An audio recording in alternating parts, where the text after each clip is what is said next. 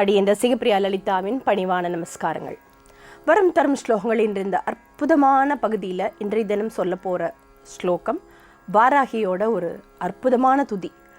வாராகி அம்மன் அப்படின்னு எடுத்துட்டோம் அப்படின்னா நிறைய பக்தர்களுக்கு, அதுவும் குறிப்பாக பெண் பக்தர்கள் அப்படின்னு சொல்லணும், அவங்களுக்கு தன்னம்பிக்கை அப்படின்னு ஒரு விஷயம் இருக்கணும் அப்படின்னா கண்டிப்பாக வாராகியோட காலில் நம்ம விழுந்துட்டோம் அப்படின்னா கண்டிப்பாக அவள் காப்பாற்றுவா அப்படிங்கிற ஒரு நம்பிக்கை இன்றளவும் நம்மளோட தமிழ்நாட்டில் உண்டு.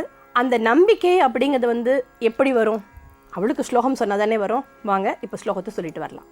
வாலை, புவனை, திரிபுரை மூன்றும் இவ்வயகத்திற் காலையும் மாலையும் உச்சியும் ஆக எக்காலத்துமே ஆலயம் எய்தி வாராகி தன் பாதத்தை அன்பில் உண்ணி மாலையன் தேவர் முதலான பேர்களும் வாழ்த்துவரே.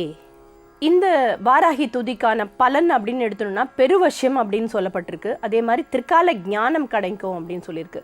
அதுக்கான காரணம் என்ன அப்படின்னு கேட்டோம்னா, இந்த துதியில் சொன்ன மாதிரி 3 வேளைகளையும் 3 விதமாக வாராகியை துதிக்க என்ன பலன் அப்படிங்கும்போது, துதிக்கிறது நான் இல்லை அம்மா, உன்னை எத்தனை பேர் துதிச்சிருக்காங்க இந்த காலை மாலை உச்சி பொழுதுல கொடானு கோடி தேவர்கள், அத்தனை தெய்வங்களும் உன்னை துதித்து தானே பண்ணியிருக்கேன். உன்னை துதித்து தான், துதிப்பாடி தான் உன்னோட பொற்பாத கமலங்களில் வணங்கியிருக்காங்க.